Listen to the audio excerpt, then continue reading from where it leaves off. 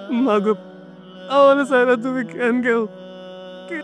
কাজ না কইরা ভাত খাইছস, এটা অন্যায় করছিস না বাজান? মামা আয় বাবা, আমার সাথে একটু আয়।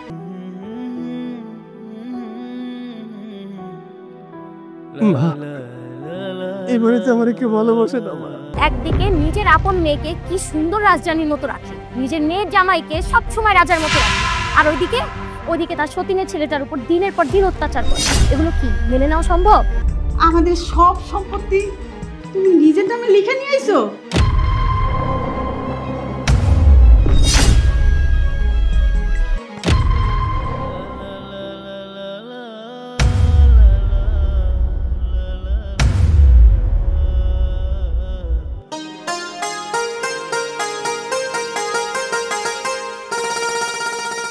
সৈকত, হ্যাঁ মা।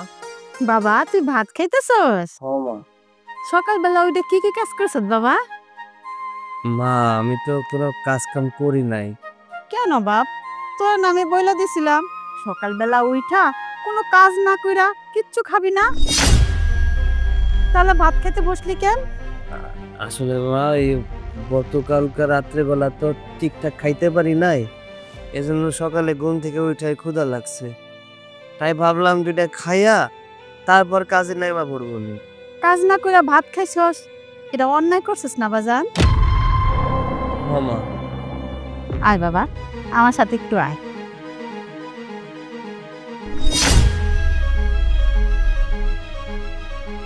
নীলা, একটা লাঠি নিয়ে আয় তো। মা, আমার ভুল হয়ে গেছে মা, আমি আর কোনোদিন খাবো না, কাজ না করে খাবো না। ভুল যেহেতু হয়েছে মামা তোর তো শাস্তি পাইতেই হবে, মারবো না?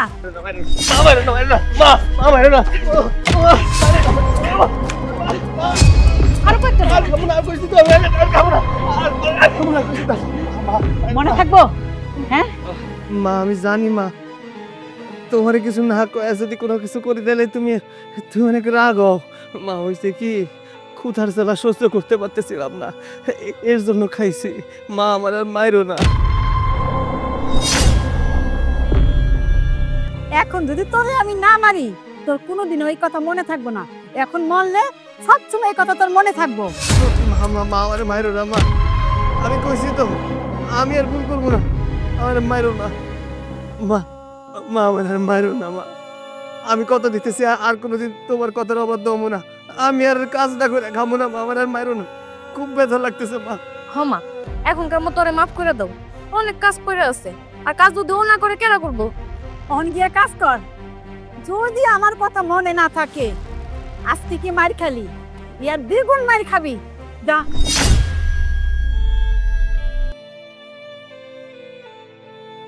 ধর, এই লাঠিটা যত্ন করে রাখা দিবি, আবার যদি উল্টা পাল্টা কিছু করে না ওরে কি যে মারবো আমি। আজকে আমার একদম ঠিক কাজ করছো, সারা জীবনের জন্য মনে থাকবো। চলো। তারপর তো শিক্ষা হয় না।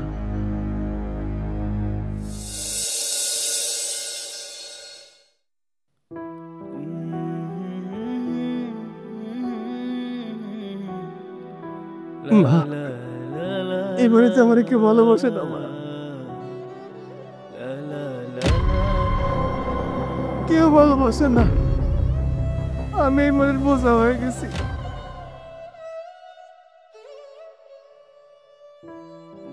সামান্য কটা খাবারের জন্য আজকে ইচ্ছা মতো মারছে আমারে, আমি করে কইতেও মতে আমি নিজে সইতেও পারি না, ওকে নিয়ে এত যন্ত্রণা আমার আর সয় না, আমি আর সইতে পারি না। মাগো, আমার সারা তুমি কেন গেও?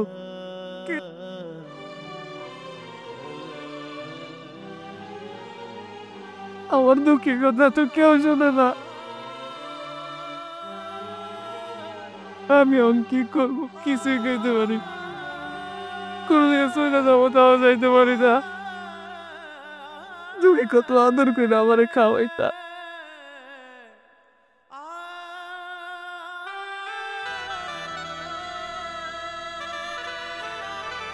আমি যাই, আমার না থাকলে আমার উল্টা পাল্টা করবো। আমি যাই।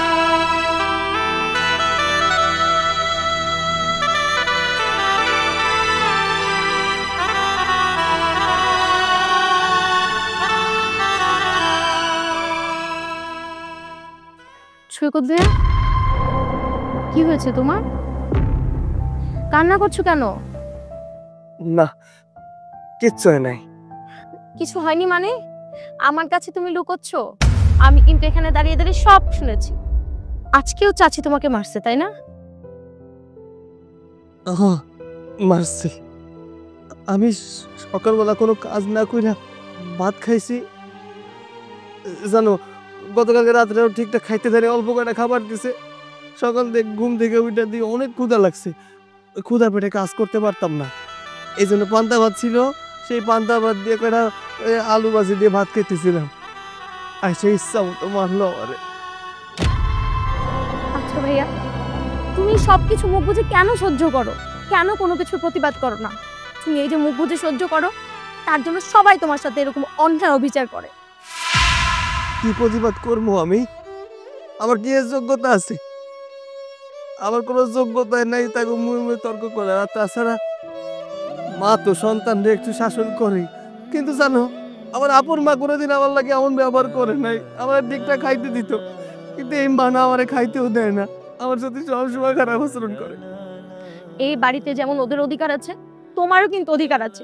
এটা কিন্তু তোমারও বাবার বাড়ি। তুমি যদি মুখ খুলে প্রতিবাদ করতে নাই পারো, সমস্যা নেই, কিন্তু আমি ওদের কাউকে ছাড়বো না। আমি ঠিকই প্রতিবাদ করব। না না, তুমি প্রতিবাদ করতে চাও না, তাহলে তোমার লগে উল্টা পাল্টা করবো, তোমারও মারবো। করুক, আমার সাথে যা ইচ্ছা করুক। আমাকে না বকা দিতে পারবে, কথা শোনাতে পারবে, কিন্তু আমার গায়ে হাত তোলার মতো এত বড় দুঃসাহস ওদের হয়নি। কারণ আমারও বাবা বেঁচে আছে। আমার সাথে যে যা ইচ্ছা করবে, আর আমার বাবা কি তাদের ছেড়ে দিবে? ছেড়ে দিবে না। বরঞ্চ আমি আমার বাবার কাছে যে ওদের নামে নালিশ করব। দাও, তোমার এইসব করতে হইব না। আসলে আমার কপালটাই খারাপ। আমি যে এতিম, এতিমকে কেউ ভালোবাসে না, কেউ ভালোবাসে না।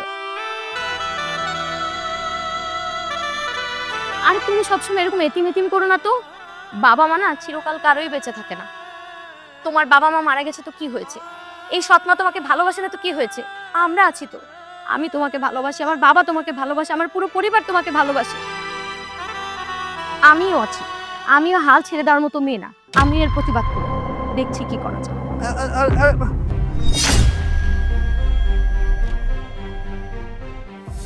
মা, সৈকত ভাই থেকে বাতের প্লেটটা কাইরা নিছে, একদম ঠিক কাজ করছো। সাহস কত বড়!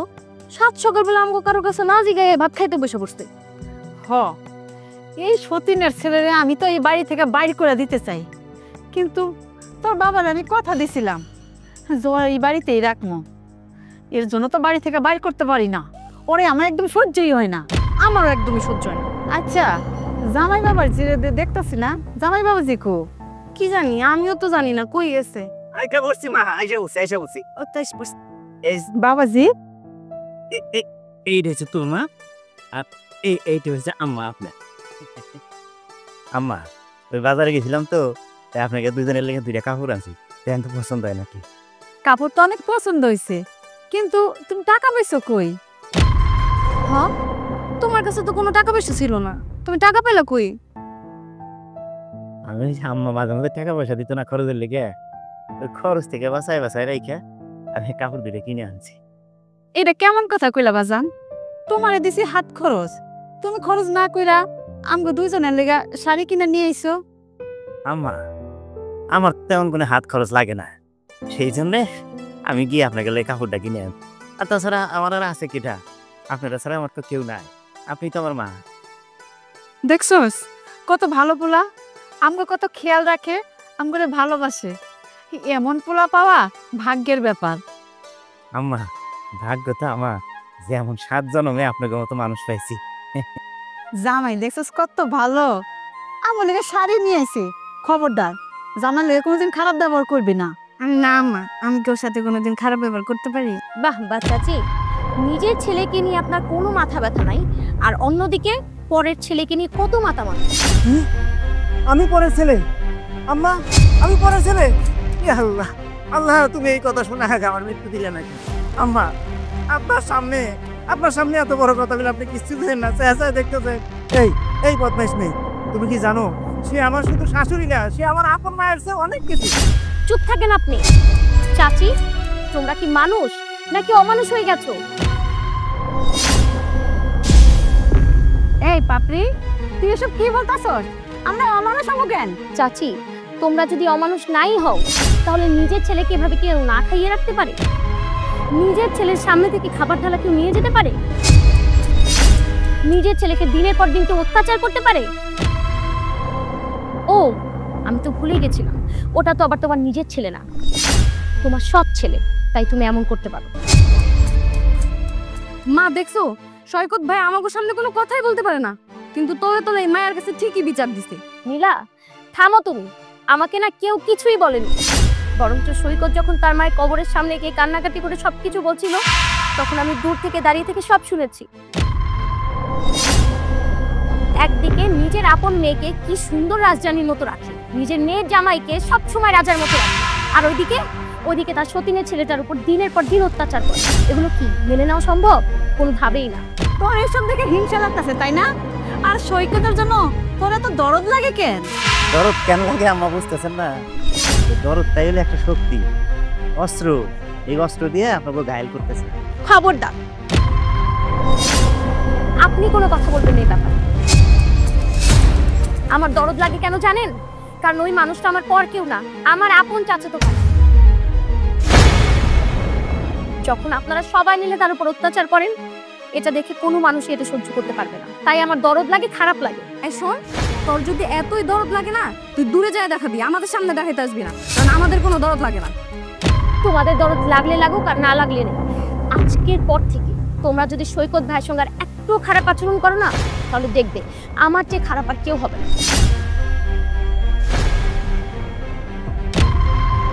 তুই কি আমার সাথে যুদ্ধ করতে চাস নাকি? হ্যাঁ, তুই এই সংসারে কোনোদিনও আবি না, আর আসলে আমার চেয়ে খারাপ আর কেউ হইব না। কিন্তু আপনারা আমাকে বোঝাতে হবে না, আমি সেটা অনেক আগেই বুঝে গেছি আপনি কতটা খারাপ মানুষ।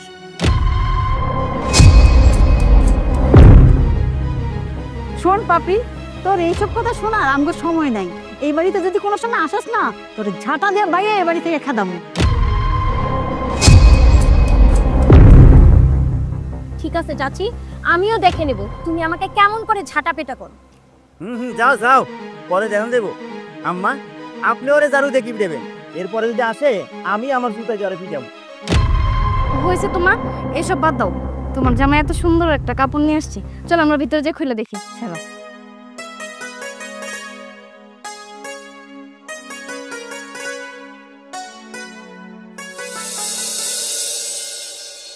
আরে না না, তুমি কোনো চিন্তা করো না, তুমি আসো না বাসায়। হ্যাঁ হ্যাঁ, বাসায় আসলে সব কিছু সমাধান হবে। ঠিক আছে। বাবা, সৈকত ভাইয়ার উপর যে এত অত্যাচার হয়, তুমি কেন কিছু বলো না বলো তো? আমি কি বলবো বল? আমি তো কিছু বলতে পারি না, কারণ আমাদের সংসার থেকে ওদের সংসার আলাদা। আর তাছাড়া মা ছেলের উপর অত্যাচার করবে, এটা আমি এখানে কি বলবো বল? বাবা, মা ছেলের উপর শাসন করে ঠিক আছে, কিন্তু এটা কি শাসন? এটা তো অত্যাচার। একটা মানুষ যে কিনা ঠিক মতো খেতেও পারে না ওদের কথার কারণে, আজকে কি করছে জানো? নীলা আর চাচি মিলে সৈকত দা যখন খাবার খাচ্ছিল, তার সামনে থেকে খাবার প্লেটটা পর্যন্ত সরিয়ে নিয়েছে। এটা কি বাবা? এটা কি কোনো মানুষ কোনো মানুষের উপর করতে পারে? ওরা পারে। আমি তো তোকে নিষেধ করেছি ওই বাড়িতে যাসনি। আমি নিজেও বাড়িতে যাই না, কারণ কি জানিস? ওই মহিলা কাউকে সম্মান দিয়ে কথা বলতে পারে না। যাস তো বাড়িতে। বাবা, তুমি কিন্তু এইসব মুখ বুজে সহ্য করলেও আমি সহ্য করব না। কি করবি তাহলে? কিছু একটা করবো বাবা। দেখো বাবা, নীলা তো চাচির আপন মেয়ে, কই নীলার সাথে তো চাচি এরকম করে না। নীলার স্বামী, সে তো এই বাড়িতে বসে বসে খায় ঘর জামাইয়ের মতো, তার সাথে তো এরকম করে না। শুধু সৈকত ভাইয়ের বেলায় এরকম করে কেন বাবা? সৈকত ভাইয়ের কি এই বাড়িতে কোনো অধিকার নেই? মারে, আসল কথা কি জানিস? তুই নীলার কথা বলছিস। নীলা তো তার আপন সন্তান, আর সৈকত তার আপন না। পিঠের চামড়া কখনো বুকে লাগে না, আর বুকের চামড়া কখনো পিঠে লাগে না। আসলে সৈকতের কপাল খারাপ। মাটা মারা গেল, বাবা মারা গেল, এখন তাকে দেখবে কে? সে তো অসহায় এতিমের মতো বাড়িতে থাকতে হবে, তাই না? বাবা, ওরা সব সময় ভাবে কি সৈকত ভাইয়ের কেউ নেই, কিন্তু ওরা এটা ভুলে গেছে সৈকত ভাইয়ের জন্য আমি আছি, তুমি আছো, আমরা আছি। বাবা আমাদের একটা কিছু করতেই হবে। আচ্ছা ঠিক আছে, যা তুই ঘরে যা, আমি দেখছি ব্যাপারটা কি করা যায়। ঠিক আছে বাবা। কি যে করি এদেরকে নিয়ে।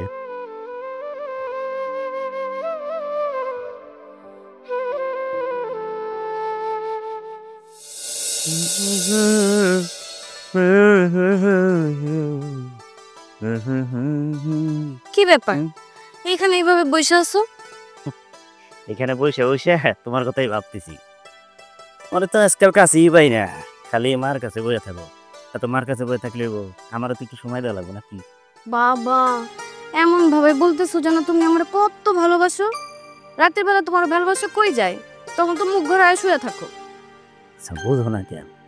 এই নানান চিন্তায় টেনশনে দৌড়াদৌড়ি করতে করতে শরীরটা দুর্বল হয়ে যায়। রাতে ঘুমায় পড়লে কখন যে ঘুমায় যাই ছুটের পাই না। হ্যাঁ হইছে, আর কল লাগবে না। আমি বসে বসে কি চিন্তা করতেছিল তাই কও। আচ্ছা সেই রেপে আমি ভাবতেছি একটা ব্যবসা বাণিজ্য করবো, বুঝছো? কিন্তু ব্যবসা বাণিজ্য করতে গেলে তো টাকা পয়সা দরকার। কিন্তু আমারে বুঝায় টুজায় কইলে হয়, যদি কিছু টাকা পয়সা দেয় তাইলে আমি একটা ব্যবসা বাণিজ্য করতাম। আরে এটা চিন্তা করার কি আছে? আমার তো তোমার অনেক ভালোবাসি, তুমি গিয়ে বললেই তো তোমার টাকা দিয়ে দিব। এই যে একটা কথা বলে বোকার মতো, আমি জানি মানুষ, আমি কি আমার কাছে এই কথা কইয়ার পারি? তুমি কইলে একটু গুরুত্ব দিব। আচ্ছা ঠিক আছে, আমি মার কাছে বলবো। কি রে নীলা, তোরা কি নিয়ে কথা বলতেছ? মা তেমন কিছু না, ওই তোমার জামাই বাড়িতে আজেরা বসে থাকে তো ওর আর কি ভাল লাগে না, তাই ও চিন্তা করতেছিল একটা কাজকর্ম করব, ব্যবসা বাণিজ্য আর কি। তা তো বেশ ভালো কথা জামাই বাবা, তুমি ব্যবসা করলে তো ভালোই হয়। চিন্তা ভাবনার কোনো কিছুই নেই, তুমি ব্যবসা শুরু করে দাও। আমার স্বাদ তো আছে অনেকদিন হলো, কিন্তু স্বাদ থাকলে কি স্বাদ নাই। তাই চিন্তা করতেছি এই চৌধুরী বাড়িতে ওই যে বিল্ডিং এর কাম চলতেছে, এটা রাজমিস্ত্রির সাথে যোগান দিলে কিছু টাকা পয়সা জমায় তারপরে একটা ব্যবসা বাণিজ্য দেবো। আর বাবাজি, তুমি হইলা আমার মেয়ের জামাই, আমার মেয়ের জামাই হয়ে তুমি রাজমিস্ত্রির কাম করবা, তোমার কি মান সম্মান থাকবো? আম্মা যার টাকা নাই তার আবার মান সম্মান। আচ্ছা থামো তো, আমি কথা বলতেছি। মা তোমার জামাইয়ের কাছে তো কোনো টাকা পয়সা নাই, তাই তোমার জামাই আমারে কইতেছিল তোমারে করার কথা। ওরা বলছিলাম আমি, ও যাতে নিজেই তোমারে বলে, ও আসলে লজ্জা পাইতেছিল। আচ্ছা বাবা, তুমি কোনো চিন্তাই করো না, উত্তরপাড়ার জমিটা বিক্রি কইরা আমি তোমার কিছু টাকা পয়সা দিব নে, সেই টাকা পয়সা নিয়ে তুমি ব্যবসা শুরু করে দিও। আচ্ছা ঠিক আছে আম্মা। আম্মা আপনি যে আমার কি অনেক কলিজার ধন, বুঝছে? মানে আমার নিজের মা হইলেও কিন্তু এরকম উপকারটা করতো, আর সেই জন্যই তো কি বাপ মা ছাইরে এসে আপনার কাছে পড়ে রয়েছি। বাবাজি, তুমি এমন করে কইতাছো কেন? নিজের মা মানে আমি তো তোমার মাই হই। হ্যাঁ মাই তো আপনি, আপনি আমার মা। আর মা হইলে আমি এতদিন হলে এই সংসারে পড়ে রয়েছি, এই সংসারের সব দায়িত্ব নিয়েছি। শোনেন আম্মা একটা কথা কই, ওই যে আপনার ভাসুর এর কিন্তু মতিগতি বেশি ভালো না, আর মাইয়া রে দেখি এই বাড়িতে পাঠায় কত লাগে, এবার দেখেন কোনো ঝামেলা পাকায় না। ওর আমার সাথে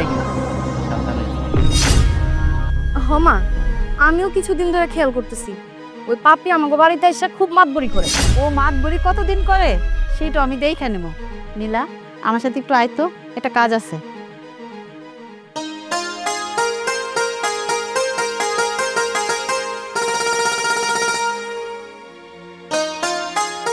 আরামের দিন দেখি, হ্যাঁ পরের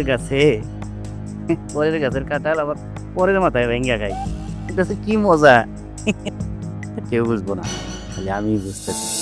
এই নাও বাজান তোমার ব্যবসার টাকা। আম্মা এই জন্যই আপনাকে আমার এত ভালো লাগে, বুঝছেন? আমার আপন মা হয়েছে, জীবনেও এই টাকা আমার দিত না। আমি তো খালি আক্ষেপ করি, আল্লাহর কাছে আক্ষেপ করি আমি ওই জায়গায় কেন জন্ম নিলাম। আচ্ছা যাই হোক বাবা, আর কি ব্যবসা করবা সেটা কি সিদ্ধান্ত নিছো? হ্যাঁ আম্মা, ওই যে আমাকে বাজারের মধ্যে মোড়ের মধ্যে যে দোকানটা আছে ওই দোকানটাই আমি নিছি। আজকে অ্যাডভান্স করলে কালকে থেকে ব্যবসা শুরু করি। আর অ্যাডভান্স করা লাগবে না, তোর সাহস তো কম না? তুই জামাই বাবাজির হাত থেকে টাকা নিয়ে গেছ আর লাল শাড়ি পইরা এই ঘরে। সৈকত, তুই পাঞ্জাবি পরছিস কেন? আম্মা কিছুই বুঝতেছেন না? আমি কিন্তু কিছুটা হলে আন্দাজ করতেছি। আমার মনে হয় ওরা স্টিবলটা করে ফেলে। হ্যাঁ ভাইজান, আপনি একদম ঠিক ধরেছেন। আমরা দুজন বিয়ে করে এসেছি। ইয়ে মানে মা, ওই কইতেছিলাম কি, আমি কিন্তু বিয়েটা করতে চাই। ও জোর করে কাজে অফিসে নিয়ে আমরা বিয়েটা করে দিচ্ছি। এমন ভাব করতেছো কিছুই বুঝতে পারো না। এখন তোমার ক্ষেতের থেকে মূলাটা টান দিয়ে তুলে নিয়ে গেছে, তুমি কিচ্ছু টের পাও না। এই বিয়া কি এত সহজ? হ্যাঁ, তোমার নিয়ে বিয়া করে হারাইলো আর তুমি কিছুই বুঝতে পারলে না। সৈকত, এই মাইয়া দাঁড়ে এই বাড়ি থেকে বাইর কর। এই তুই এখনো দাঁড়ায় আছিস কেন? বাইরে এই বাড়ি থেকে। জি না, আমাকে এই বাড়ি থেকে বের করা অত সহজ না। আপনার যেমন এই বাড়িতে অধিকার আছে, ঠিক তেমনি এই বাড়িতে অধিকার আমারও আছে। আমি এখন হলাম সৈকতের বউ। সৈকতের বউকে এই বাড়ি থেকে কেউ বের করে দেবে এই অধিকার কারণে। আম্মা, আমি আমার স্বামীকে নিয়ে ভিতরে যাচ্ছি। স্বামী যান, চলো। আম্মা কি হলো এটা? কি হলো এটা? প্রথম দিন এই ঘরে এসে খেল শুরু করে দিল। আমার এখন কি মনে হতে জানেন? প্রথম ভুল করছি আমার মায়ের গর্ভ জন্ম নিয়ে, দ্বিতীয় ভুল করছি এই বাড়িতে বিয়ে করে আয়। বাবাজি, তুমি চিন্তা করো না, দেখো সব ঠিক হয়ে যাব। খালি রাতটা যাইতে দাও। তুমি তোমার ঘরে যাও।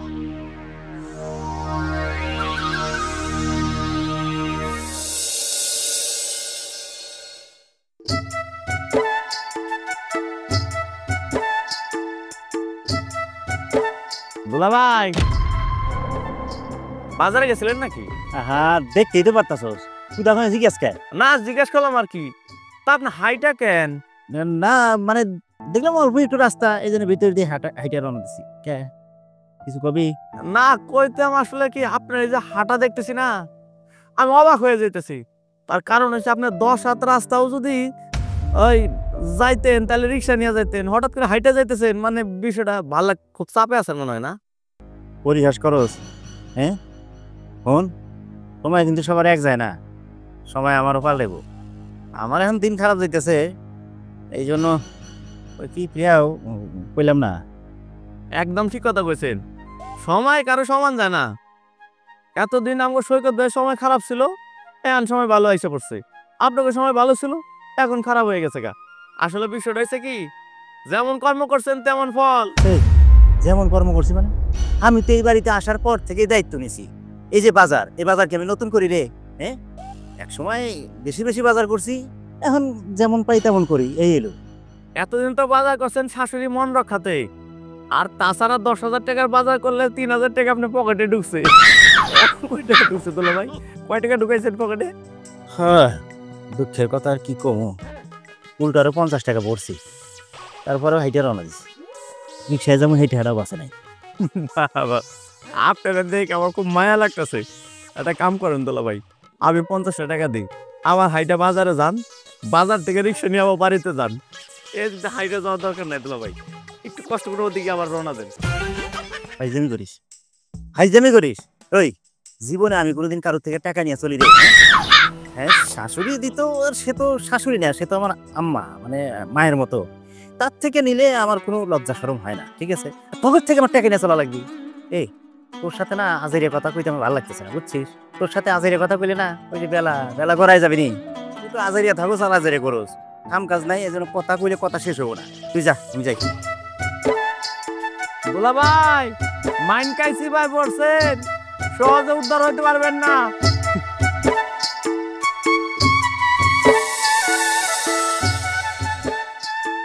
এই বাড়িতে বসে বসে খাবেন? তুমি এটা কি করতেছো? হ্যাঁ, কি করছি বুঝতে পারছেন না?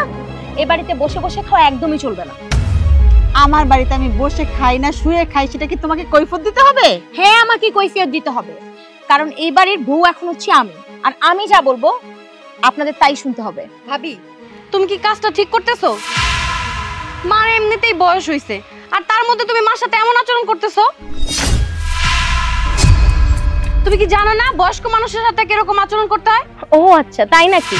তুমি আমাকে শেখাবে কার সঙ্গে কেমন আচরণ করতে হয়?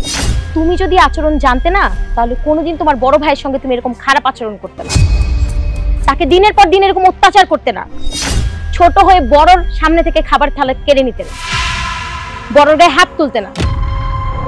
তুমি আসছো আমাকে আচরণ শেখাতে। শোনো, ওনারে আমরা কাজের কথা বলতাম, কিন্তু উনি ঠিক মতো কাজ করতো না, আর এর জন্যই আমরা এরকম করতাম। উনি যদি ঠিক মতো কাজ করতো, আমাদের কি খারাপ ব্যবহার করা লাগতো? কেন? উনি কি এবারে কাজের লোক নাকি যে তোমরা দুই মা মেয়েতে মিলে তাকে কাজের হুকুম করবে? তুমি কি করো? তুমি আর তোমার জামাই তো এ বাড়িতে বসে বসে খাও, লজ্জা লাগে না তোমাদের? তুমি তো তোমার মার ঘাড়ে উঠে এসে বসেছো, আবার তোমার স্বামীকেও সাথে সাথে নিয়ে আসছো। তোমার মতো মেয়ে লজ্জা থাকা উচিত। মা, তুমি এখনো চুপ করে থাকবা? দেখো না আমারে কি সব বলতেছে। দেখ পাপড়ি, তুই কিন্তু অনেক বাড়াবাড়ি করতেছ। এত বাড়াবাড়ি কিন্তু আমার পছন্দ না। শুনেন মা, এখন কিন্তু আমি আর আপনার ভাস্তি না যে যখন খুশি তখন আপনি আমার গায়ে হাত তুলবেন। এখন হলাম এই বাড়ির বউ, আমি আপনার ছেলের বউ। আপনি আমার সঙ্গে চাইলেও খারাপ আচরণ করতে পারবেন না। আর এখন থেকে এই বাড়িতে আমি যা বলবো ঠিক তাইতেই হবে। এই সংসারটা আমার, আমি কি তোর কথায় চলবো? এতদিন এই সংসারটা আপনার ছিল, এখন এই সংসারটা আমার। আমি এই বাড়ির বউ, আর আমি যা বলবো তাই হবে। আরে দাঁড়িয়ে আছেন কেন? যান, গিয়ে কাজে হাত লাগান। আর এখন থেকে আমি আরাম করব, আপনার ছেলেকেও আরামে রাখবো। না না, আমি কোনো কাজ করতে পারবো না, সমস্ত কাজ তুই করবি। তা তো হবে না মা, আমি আপনাকে তো আগেই বলেছি আমি যা বলবো তাই হবে। যান, গিয়ে কাজ করেন। আরে এই মহারানী ভিক্টোরিয়া, আপনি কেন দাঁড়িয়ে আছেন? আপনাকে কি নতুন করে বলতে হবে? যা, গিয়ে কাজে হাত লাগা। যা, কলপারে যা।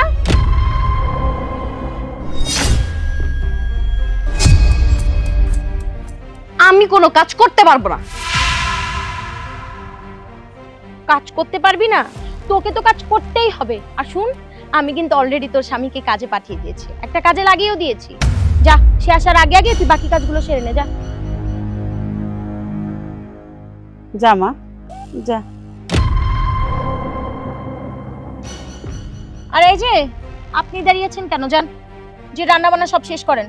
আর একটু যদি ভুল হয় না, খাবারে যদি লবণ কম হয়, তেল বেশি হয়, তারপর আপনার খবর আছে। যান। আমি রান্না করতে পারবো না। পারবেন না মানে? আপনিও রান্না করবেন, আপনার ঘাড়ও রান্না করবেন। যান, রান্না করেন। এটা কিন্তু ঠিক না। এটাই ঠিক, রান্না করেন।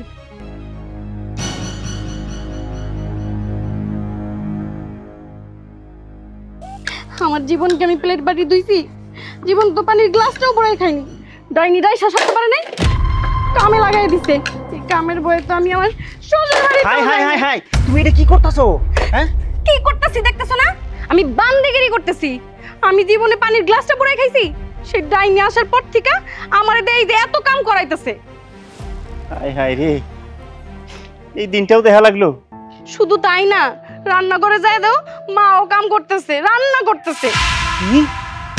হাই রে হাই, এত বড় বদমাইশ এই মেয়ে। হ্যাঁ, ভাবছিলাম মনে হয় খালি আমারই কাম ধরাই দিছে, তোমারে সহ আমারও সহ কাম ধরাই দিছে রে। ও তো এই সংসারটারে শেষ করে দিব, ও সম্পত্তির লেগে এরকম করতেছে, বুঝছো? আচ্ছা যাই হোক, আমার সব বোঝা শেষ। চলো আমরা এখান থেকে যাই গিয়া, আমাকে আর এখানে থেকে কোনো কাম নাই। জায়গা মানে? এই তুমি কি কইতেছো? আমরা যদি এই বাড়ি থেকে এখন চলে যাই, তাহলে তুমি বুঝতেছো না কি হইব? ওই ডাইনিরা আমাকে পুরা সম্পত্তি একাই নিয়ে নিব, আর আমার মার কি হইব? হাই হাই, আমি তো এটা চিন্তা করি নাই।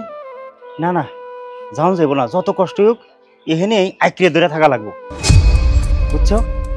এমন ঘটনা হয়েছে, আর তো পারতেছি না। আমি কষ্ট করি ঠিক আছে, তোমার কষ্ট তো আমি সহ্য করে পারতেছি না, আমার কষ্ট তো আমি সহ্য করে পারতেছি না। কি আর করবো? কিছু করার আছে? কপালে এখন যা আছে তাই সহ্য করা লাগবে। হয় করো, আর তো কিছু করার নাই, সহ্যই করো। ওই যে কথায় আছে না, ভালো কিছু পাইতে হইলে সহ্য করা লাগে আর কি। আচ্ছা বাদ দাও, তুমি না বাজারে গেছিলা, কি নিয়ে আইছো বাজার থেকে? আমার জন্য কিছু আনো নাই? তোমার লাগে কিছু আনলো সেই কপাল আছে আমার? যেই অর্ডার দিছে আর যেই টাকা দিছে, উল্টো আরো আমার 50 টাকা ভরা লাগছে। আর জানো, পুরো রাস্তা আমি পায়ে হেঁটে আইছি। আহারে, জামা বাবাজি রাস্তাটা হাইটটা আইছে, রাস্তাটি ক্ষয় হয়ে গেল। জামা বাবাজি তুই মনে খুব চাপের মধ্যে আছো তাই না? বাজারে গেছিলাম মনে হয়, বড় বড় রুই মাছ, মুরগি, গরু মাংস এগুলো মনে হয় আনছো কিনা তাই না? আব্বা আপনি আমার চাচা শ্বশুর হয়ে আমার লগে মস্করা করেন। না না, মজা নেবো কেন?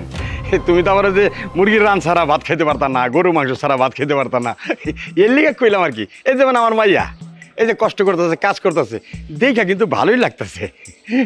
কাকা সবকিছু তো আপনার মেয়ে পাপড়ির জন্যই হইতেছে। আইসে পর থেকে আমাকে জীবনটার একদম তামা তামা করে ফেলাইছে। আব্বা আপনি যাই না শুনে এই কামটা কেন করলেন? আরে আপনার মাইয়ার এই বাড়ির বউ করে পাঠাইলেন কেন? আর কি দুনিয়ায় কোনো পাত্র আসিল না? আমাকে সুখ মনে হয় আমার পছন্দ হয় না, মানে সহ্যই হয় নাই। দিছেন একটা ঢুকায় পুরো সংসারটারে একদম নাচায় হালাইতেছে। নাচতে থাকো জামা বাবাজি, নাচার তোর নিষেধ নাই, নাচতে থাকো। নাচলে কি হয় জানো, শরীরটা ভালো থাকে। কাকা একটা কথা কই, আপনি আর আপনার মায়া যে পরিকল্পনা করছেন আমাগো বাড়ির সয় সম্পত্তি হাতানোর জন্য, সেই পরিকল্পনা আপনার জীবনেও সফল হইব না। তোর মুখে আর এর চেয়ে ভালো কি পামো ক? তুই তো তোর মায়ের মাইয়া, তোর মায় তো সারা জীবন আমাকে দেখতে পারে নাই, আমাকে লোক হিংসা করে গেছে। আমি আর কি কমু ক? আব্বা আমাকে দিয়ে কাম করাইতেছে ঠিক আছে, কিন্তু আমার মারে মানে আমার শাশুড়ি সে তোমার মাই, আমার মারে দিয়ে কাজ করাইতেছে, এটা কি ঠিক? কোন এটা কি ঠিক করতেছে? তোমার শাশুড়ির আর বয়সটাই কি হয়েছে বুঝো না?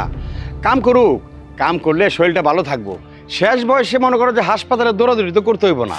দেখছো দেখছো কেমনে করে কথা কইতেছে, একটু মায়া দয়াও নাই।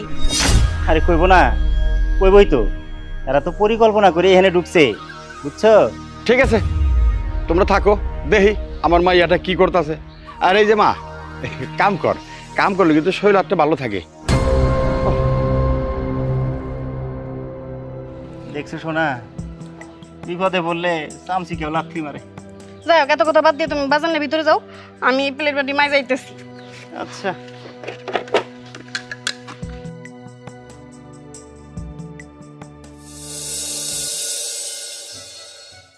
এতদিন পর তোর সংসারের লোকজনরে কাজ করতে দেখে আমার খুব ভালো লাগতেছে।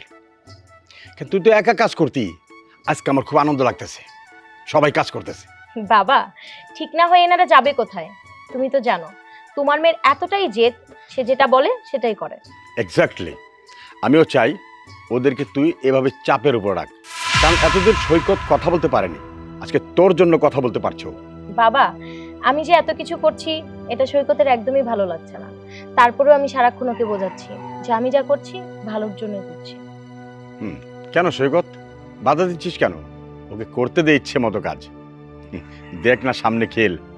শত হইলেও তারা তোমার পরিবারের মানুষ তাই না? তারা আমার সাথে যে ব্যবহার করার করুক তাতে আমার কোনো অসুবিধা নেই, কিন্তু তাগো লগেও যদি খারাপ আচরণ করে, তাগো দিয়ে যদি কাজ কাম করায়, আমার অনেক কষ্ট লাগে। আরে বাবা, আমি পাপড়িকে বলছিলাম তোর মার সাথে এরকম একটু ব্যবহার করতে। তুই কি মনে করস তোর বোন জামাই ওরা কি তোরে ভালোবাসে? আর ওরা সুযোগ পাইলে তোদের সব কিছু লিখে নেবে নিজের নামে। হ্যাঁ বাবা আমিও না এসবই শুনছি, ওরা নাকি সুযোগ পেলে সৈকতের কাছ থেকে সব লিখে নেবে। যাক নিয়ে যাক, তা আমাকে সমস্যা কি? আমার কোনো সম্পত্তির দরকার নাই। আমি চাই আমার পরিবারের মানুষগুলো যদি একসাথে থাকে তাইলে আমার আনন্দ। এই সম্পত্তি নিয়ে তোমার কোনো কথা কইতে হইব না, আমার কোনো সম্পত্তি লাগবো না।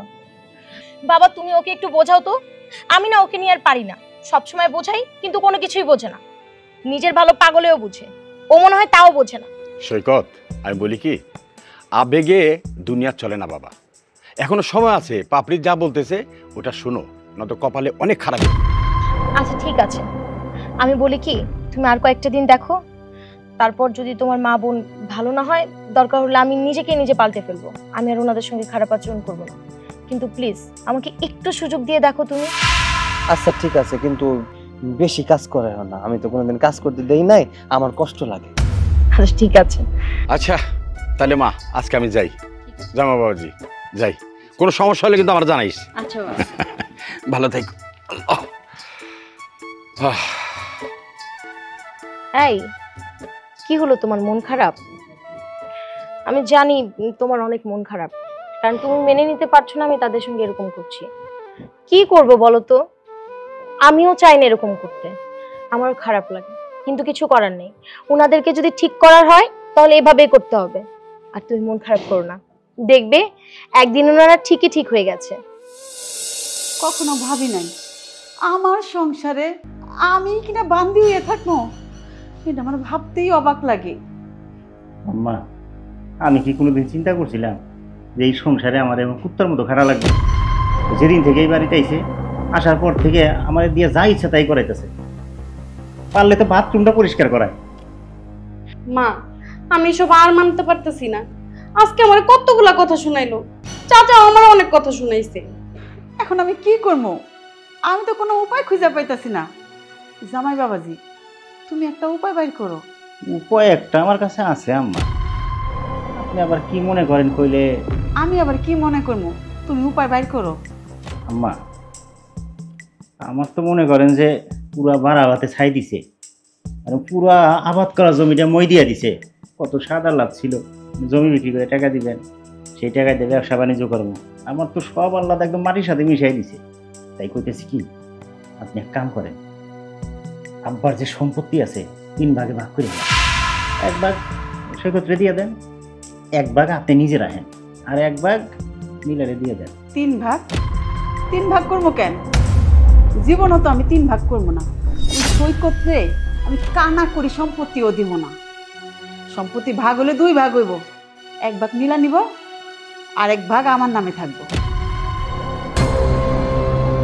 কিন্তু আম্মা, এইটা যদি করা যাইতো তাহলে তো আমার চেয়ে খুশি আর কেউ হইতো না। কিন্তু এটা এখন আর করতে পারবেন না। আগে পারতেন, সৈকত যখন একা ছিল তখন পারতেন, কিন্তু ডাইনিটা আইছে না, ডাইনিটা মনে করেন যে এক চুলে দিচ্ছে দিকে এবার দিব না। আর ওর পিছনে তোর বাপে আছে, মানে চাচা শ্বশুর, উনি মদত দিতেছে। পারবেন না আম্মা। ওর বাপে আর কয়দিন নজর দেব? যেদিন নজর থেকে সইয়া যাইব সেদিন গা মুরগি যেইভাবে জবাই করে না ওইভাবে জবাই করে দিব। মা, এসব খুন খারাপি করার দরকার নাই। তুমি এক কাজ করো, ওই যে তোমার জামাই যেটা কইলো, জমি জমা সব ভাগাভাগি করে দাও, তারপর ওরা ওদের মতো থাকবো আর আমরা আমাদের মতো সংসার আলাদা করে থাকবো। তাহলে জামাই বাবাজি, ভালো একটা উকিল দেখা জমি জমা ভাগ করার ব্যবস্থা করো। আমার পরিচিত একটা উকিল আছে, আমি কালকেই ওনার সাথে আলাপ করে কাগজপাতি সব ব্যবস্থা করে নিতেছি। আপনি খালি একটা সই করে দিলেন। ঠিক আছে। ঠিক আছে আম্মা। ওরা তো ঘুঘু দেখছে, ঘুঘুর ফাঁদ দেখে নাই। এইবার আমি পুরো ঘুঘুর ফাঁদ দেখে স্যার, কথাটা মনে রাখেন।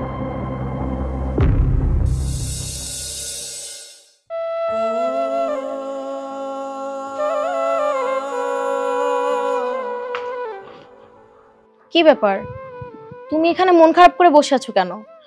আর কোথায় গিয়েছিলে? আমি যে সারা বাড়ি তোমাকে খুঁজলাম, কোথাও পেলাম না।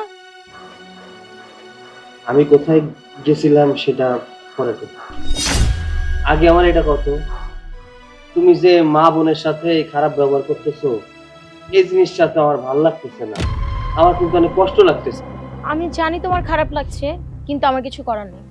যখন এই মানুষগুলো একটা সময় তোমার সঙ্গে খারাপ আচরণ করেছে তখন আমার কেমন লেগেছিল, আর তখন তো তুমি ঠিকই মুখ বুজে সব সহ্য করেছিলে, তাহলে এখন কেন এত কথা বলছো? আরে তারপরেও আমার পরিবারের মানুষ না, আমার পরিবারের মানুষের সাথে কেউ খারাপ আচরণ করবে এটা আমার দেখতেই না খারাপ লাগে। তারা আমার সাথে খারাপ ব্যবহার করছে, তাতে আমার কোনো অসুবিধা নাই, একটু কষ্ট পাইছি। এই এতিমগুলোকে সবাই একটু এরকম খারাপ ব্যবহার করে, কিন্তু তুমি আমার বউ হয়ে যদি আমার পরিবারের মানুষের সাথে খারাপ আচরণ করো তাহলে মানুষে শুনলে কি করবো কত? আর তারপরেও আমার ভালো লাগে না বিষয়টা। আচ্ছা তুমি কেমন মানুষ বলো তো? প্রত্যেকটা মানুষ সারাক্ষণ তোমাকে চাকরের মতো খাটিয়েছে, এই বাড়ির ছেলে হওয়া সত্ত্বেও তোমাকে কেমন কামলার মতো কাজ করিয়েছে। তুমি সব ভুলে গেছো? তোমার সামনে থেকে খাবারটা পর্যন্ত কেড়ে নিয়ে গেছে। আমি না বুঝি না আল্লাহ তোমাকে কোন মাটি দিয়ে বানিয়েছে, এত কিছু করার পরেও তুমি তাদের সাপোর্ট করছো। আরে তোমার তো আগেই কইলাম, তারা আমার পরিবারের মানুষ, পরিবারের মানুষ আমার সাথে খারাপ আচরণ করলে কোনো অসুবিধা নাই, আমি তাগুলোকে খারাপ আচরণ করবো নাকি? শোনো, বাদ দাও না, এইসব করে লাভ নাই। আমার চাকরের মতো খাটাক আর যাই করুক, ওই আমার পরিবারের মানুষ তো আমি বুঝে নেবো, তাক তোমার কিছু বলতে হবে না। শোনো, আমি তোমাকে সাপ সাপ একটা কথা বলে দিচ্ছি, আগে তোমাকে দিয়ে কে কি করাতো না করাতো ওটা আমার দেখার দরকার নেই। এখন আমি তোমার বউ, আমি যা বলবো সেটাই শেষ কথা। আমি এসব দেখতে পারবো না। আমার সামনে আমার স্বামীকে কেউ চাকরের মতো খাটাবে, খাবার প্লেট কেড়ে নিয়ে যাবে, এসব আমি হতে দিব না। আর একটা কথা বলে দিচ্ছি, যা হচ্ছে হতে দাও, কয়েকদিন পর দেখবে এর একদম টাইট হয়ে গেছে। আচ্ছা হয়েছে, এখন চলো, আসো খাবার খাবে, আসো। আরে মন খারাপ করে থেকো না, আসো তো, আসো। আম্মা, ওই যে কইছিলাম না আমার একটা উকিল আছে, আমি সেই উকিলকে দিয়ে পুরা দলিলটা একদম সাজাই লেখায় নিয়ে আসছি। এই যে দেখেন, উক্ত সম্পত্তি 3 ভাগে ভাগ করা হইলে উত্তরাধিকারী যারা আছে তারা 3 ভাগে সমান ভাগে ভাগ করে পাবে। সব ঠিক আছে, সুন্দর করে লিখে দিছে। আপনি এক কাজ করেন, তারপরে একটু পড়ে সই করে দেন। আরে বাবা, তুমি লেখা আনছো, আমার আবার পড়তে হইব কেন? আমি সই করে দিতেছি। দেন দেন, তাহলে সই করে দেন।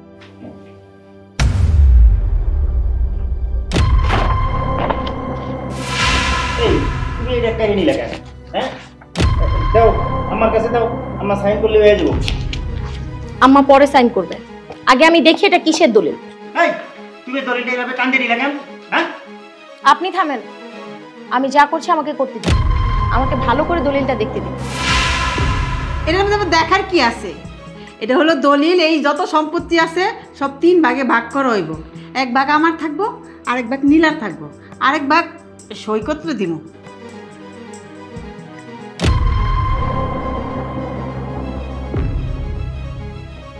ও আচ্ছা, তার মানে এই সম্পত্তি 3 ভাগে ভাগ করা হচ্ছে, তাই তো? আচ্ছা, এই দলিলটা কে করে এনেছে শুনি? আমি, অবশ্যই আমি করছি। আমি ছাড়া এই সংসারের দায়িত্ব কে পালন করবে?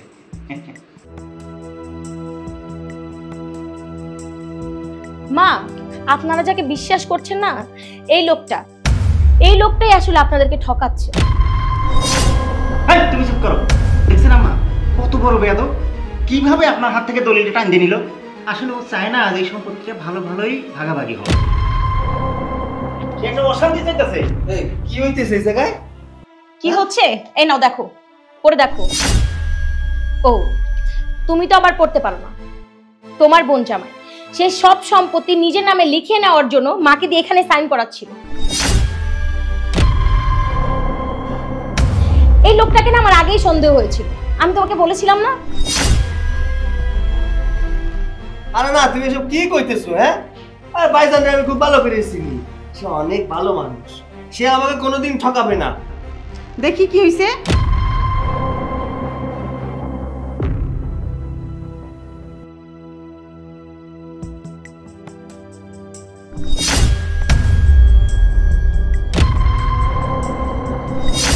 জামাই বাবা, আমাদের সব সম্পত্তি তুমি নিজের নামে লিখে নিয়ে আইছো?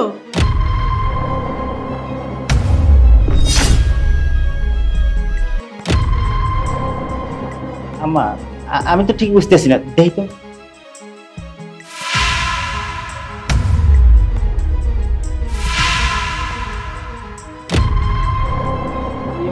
মানে আমি তো ঠিকঠাকই করে দিছিলাম, ওই উকিল মনে হয় ঝামেলা করছে আম্মা। মানে উকিলটা কইছি একটা, লিখে ফেলছে আরেকটা। অসুবিধা নাই, আমি ঠিক করে নিয়ে আসছি, যাবো আর আসবো, আপনারা থাকেন। দাঁড়ান, আপনি কোথায় যাচ্ছেন? কোথায় পালাচ্ছেন আপনি? আপনি ভেবেছেন আপনি একটার পর একটা চালাকি করে যাবেন, আর আমরা কি আপনার চালাকি ধরতে পারবো না? আপনি না ভালো মানুষের সুযোগ নিয়ে প্রত্যেকটা মানুষের সাথে চিট করতে যাচ্ছিলেন। এখন তোমরা কি করবে? তোমরা সিদ্ধান্ত নাও। জামাই বাবা, তোমার আমি এত বিশ্বাস করছি, আর তুমি এইভাবে আমায় ঠকাইলা। আমি জীবনে কল্পনাও করতে পারি নাই তুমি এইভাবে আমারে ঠকাইবা। আপনি যেমন আপনার ছেলেকে ঠকাতে যাচ্ছিলেন, ঠিক সেম ভাবে আপনার মেয়ের জামাইও আপনাকে ঠকাতে যাচ্ছিল। ও যে কথায় আছে না, যেমন কর্ম তেমন ফল, বুঝলেন তো?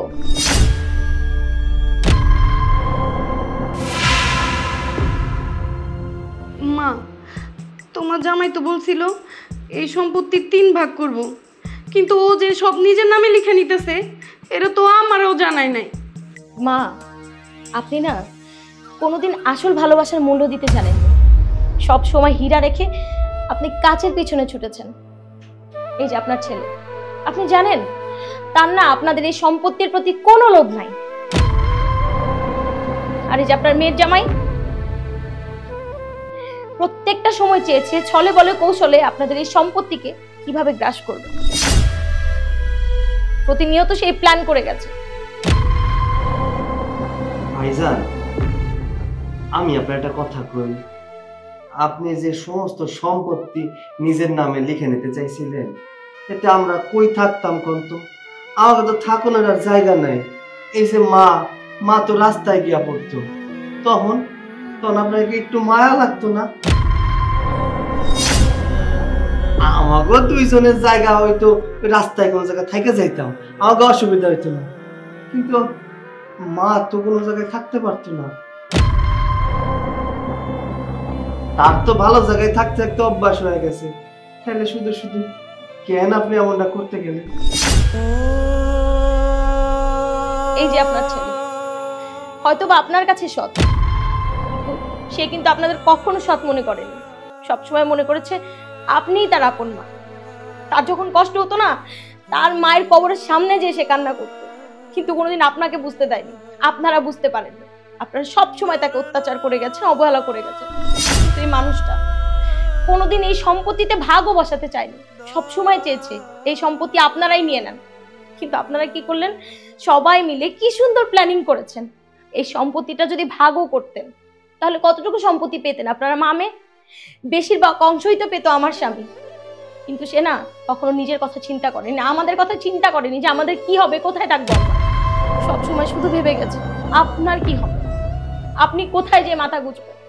আরে আপনি আপনার ছেলেকে ভালো না বেশে মূল্য দিয়েছেন কাকে? আপনার মেয়ের জামাইকে, যে কিনা আপনাকে সব সময় ঠকিয়ে গেছে। বাজার করতে গেলেও বাজারের টাকা চুরি করে নিজের পকেট ভারী করেছে। ভাগ্য ভালো দলিলটা এসে সময় মতো আমি দেখে নিয়েছিলাম, আর নয়তো সব সম্পত্তি সে তার নিজের নামে করে নিত। মা, আমি না এতক্ষণ ধরে ছোট মুখে অনেক বড় বড় কথা বলেছি। আমার যদি ভুল হয় তাহলে আপনারা সবাই আমাকে ক্ষমা করবেন। আর এখন আপনারা কি করবেন এই সিদ্ধান্ত একান্তই আপনাদের। তুমি একদম ঠিক কথা বলেছো মা। আমি আমার মেয়ের জামাইয়ের কথা বিশ্বাস করে আমার ছেলেকে আমি ধোঁকা দিয়েছিলাম। আমার ছেলেকে আমি আদর সোহাগ দেই নাই, আমি ওকে অবহেলা করে রাখছি। সৈকত বাবা, তুই আমারে মাফ করে দে। জামাই বাবা, তুমি এক্ষুনি এই বাড়ি থেকে বের হয়ে যাবা। আজকে যে কাজটা করছি এটা আসলে কোনো মানুষের কাজ আছে। ভাইজান যে এত ভালো মানুষ আমি কোনো সময় তারে বুঝতে পারিনি। এই ভালো মানুষটার লাগে আমি দিনের পর দিন ধোঁকা দিয়ে গেছি। তার নামে আপনাদের কাছে উস্কানি দিছি যাতে আপনারা তারে অত্যাচার করেন। আমি অনেক বড় ভুল করে ফেলাইছি। আমার আর ক্ষমা চাওয়ার কোনো মুখ নাই। আমি আজকে আপনাদের বাড়ি ছেড়ে চলে যাব, পারলে আমার ক্ষমা করে দিয়ে। আপনাকে কোনো জায়গায় যাইতে হবো না। আরে এই সম্পত্তিতে আমার কোনো দরকার নেই। সম্পত্তির দরকার হতো তাহলে আমার আব্বা মরে যাওয়ার পর সম্পত্তি ভাগ করে। আমার সম্পত্তির উপরে কোনো লোভ নেই।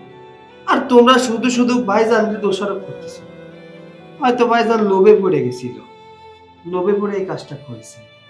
শোনো, তুমি সময় মতো দিয়েছো, ভাইজানের ভুলটা বুঝতে পারেছে। এখন বই কি কারো কোনো জায়গায় যাও না, সবাই এই জায়গায় থাক। আমি তো সম্পত্তি চাই না, আমি চাই একটু ভালোবাসা, সবাই মিলে একসাথে থাকবো। এটাই তো আমার চাওয়া। আমার তার কোনো কিছু চাওয়া নেই। আমি শুধু চাই একটু ভালোবাসা। সবাই থাকেন না এক জায়গায়, একসাথে বসে খাবো, একসাথে চলাফেরা করবো, সুখে দুঃখে সবাই সবার পাশে থাকবো। এটা কি আমরা পারি না করতে? পারি বাবা, তুই একদম ঠিক কথা বলছো। আমরা সবাই একসাথে আজকে থেকে থাকবো। জায়গা সম্পত্তি যা আছে সব তোমার নামেই থাক, ও আমারে দিতে হবে না। তাইলে আমরা কোনো যাওয়া লাগতেছে না, আমরা সবাই মিলে এই বাড়িতেই থাকবো।